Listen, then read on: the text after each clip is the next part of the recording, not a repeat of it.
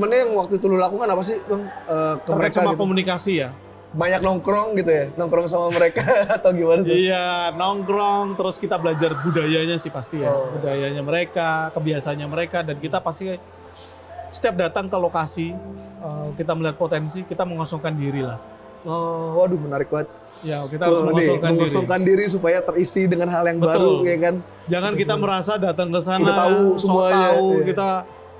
semuanya kita tahu lah. Iya, Nggak iya. seperti itu, tapi gimana kita mencari sih siapa mereka, terus kemudian apa yang menjadi masalah buat mereka, apa yang bisa kita bantu dan kita kolaborasikan.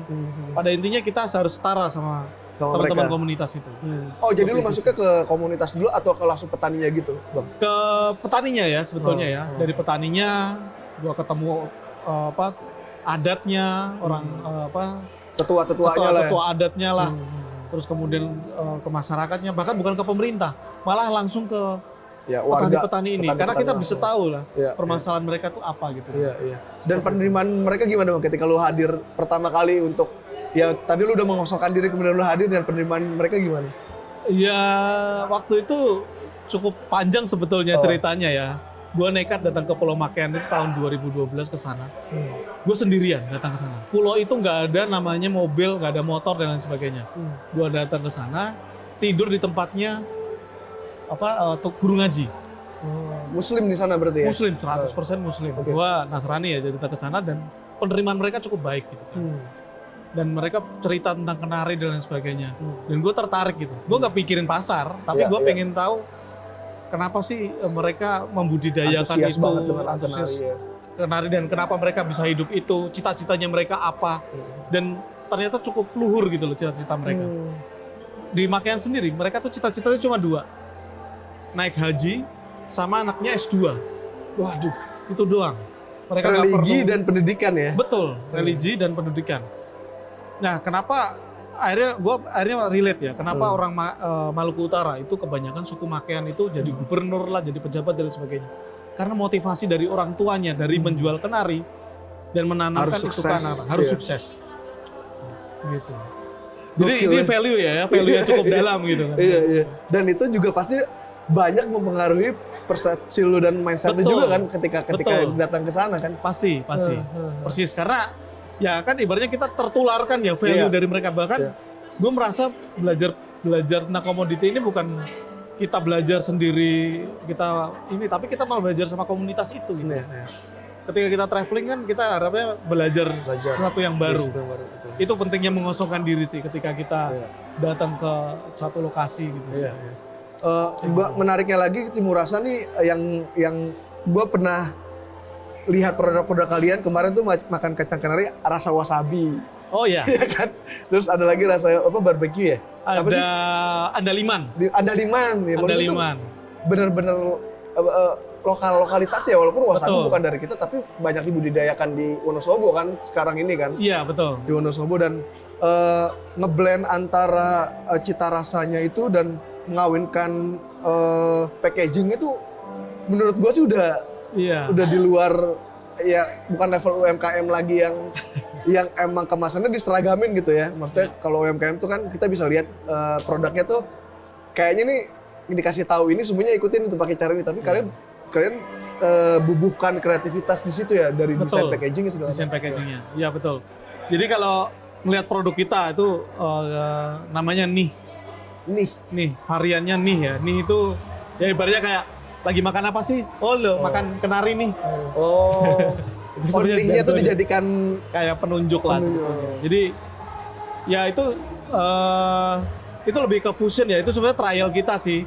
Gimana membumikan ya, supaya lebih dikenal sama masyarakat kacang kenari itu. Jadi kita ada rasa andaliman, ada rasa wasabi. Iya. Ya wasabi Jepang lah ya, tapi Iya. kan kita segmen marketnya kan memang pertama dari Jakarta, Iya, gitu kan. betul. Jadi di mana wasabi itu udah common untuk udah common warga gitu, Jakarta ya. udah common. Jadi oh ternyata ini kenari loh, tapi rasanya wasabi. Jadi mereka cukup familiar gitu. Gua lidah gue sampai ngeces gini nih dibilang wasabi anjir. Ya itulah. Itu jadi segmennya mungkin biar bukan cuma Indonesia tapi juga di luar, mungkin Di luar. dari Asia Timur, Jepang dan lain sebagainya mungkin bisa ada rasa ini. Terus andaliman kan mungkin rempah asli Medan ya, Iya. asli Medan, tapi Samosir.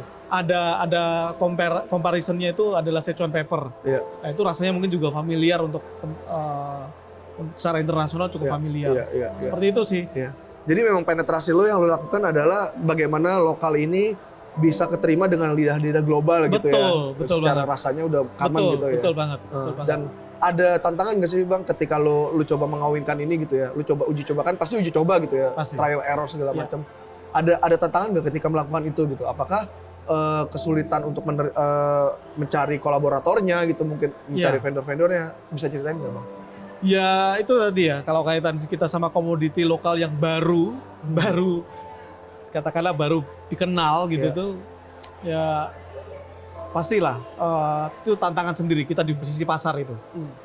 Terus kemudian dari sisi supply, yaitu logistiknya, Iya. masa simpannya si produk itu, Iya. processingnya dan lain sebagainya, itu tantangan yang cukup kompleks gitu. Iya. Dan memang terkait sama kenari sendiri kita nggak bisa kerja sendiri sih, kita banyak disupport lah. Kayak misalnya kacang kenari yang tadi ada rasa wasabi, itu kita kolaborasi juga sama produsen. Jadi sistemnya maklon, tapi resep dari kita semua. Iya. Nah itu karena Rumah produksinya di tempat lain. di gitu tempat ya? lain, Iya, tempat iya. produksinya di tempat lain, dan Iya. kita kolaborasi itu. Iya. Yang penting adalah kacang kenari ini bisa dikenal oleh orang yang lebih luas lagi lah, Iya. gitu. Dengan tantangannya dan lain sebagainya. Sampai sekarang belum selesai tantangan Masih itu. terus Masih terus. research and development Betul, terus ya. betul. Dan tapi ya sekarang 2023 ini menjadi tahun yang cukup berkah lah buat kacang kenari ya, karena tadi surat rekomendasi Uni Eropa sudah keluar. Bahkan pemerintah kita nggak mengeluarkan itu, tidak mengeluarkan namanya HS code. Pak, gimana nih Pak? dan lu justru menyasar ya, udah pemerintah nggak mendukung, tapi lu punya inisiatif lain untuk gerak aja terus Betul. gitu kan. Betul. Kalau mau ceritanya yang paling lucu adalah Timur Rasa itu berdirinya dari kita menyelundupkan kacang kenari 200 kilo ke Finlandia. Karena tidak ada HS code-nya. Tidak ada harmonized system code. Jadi barang itu nggak dikenali. Iya, Novelties. Jadi ini produk yang tidak dikenal oleh luar, tapi ada orang yang pengen nih. Ada buyer. Ada buyer. Iya. Kita selundupkan. ke Pakai apa lu selundupinnya? Pakai kapal, pelan-pelan. Dengan cara seperti itu. Gila. Seperti itu. Dan sebetulnya ketertarikan dunia internasional itu cukup besar ya dengan kenari misalnya. Kayak kemarin sempat ada kesempatan mengenalkan di Italia, terus kemudian di Eropa, negara-negara Eropa, di US juga dikenal. Tapi ya memang kendalanya ini nggak dikenal sama dunia internasional secara registrasinya gitu. Nah ini yang kemarin akhirnya muncul lah di tahun 2023 sampai gue inget tanggalnya. Karena itu sangat sangat memorable lah. 23 Maret 2023. Anjir, 23, 03, 23. Betul. Muncul surat rekomendasinya Uni Eropa. Seperti itu. Dan itu upaya yang lu lakukan itu udah berapa lama Bang persiapan sampai akhirnya itu muncul dikeluarkan? Ya sejak katakanlah mulai sejak Timur Rasa berdiri ya 2017. Langsung bergerak untuk itu. Iya. Ya langsung kayak prosesnya kita mengenalkan dan lain sebagainya sampai kita munculkan varian yang tadi yang ada rasa wasabi dan lain sebagainya. Itu kan satu upaya kita mengenalkan di dunia luar gitu kan. Ke siapa waktu itu lu mengaksesnya? Kenapa? Ya, lu mengaksesnya ke siapa waktu itu? Ya kebetulan kita ada partner. Kebetulan partner kita ini membuat gelato dari kacang kenari. Dan mereka warga negara Italia dan itu yang membantu kita. Oh, ini yang lu ceritain di Panglima Polim itu ya? Betul. Betul. Gila, akhirnya keluar itu ya. Iya.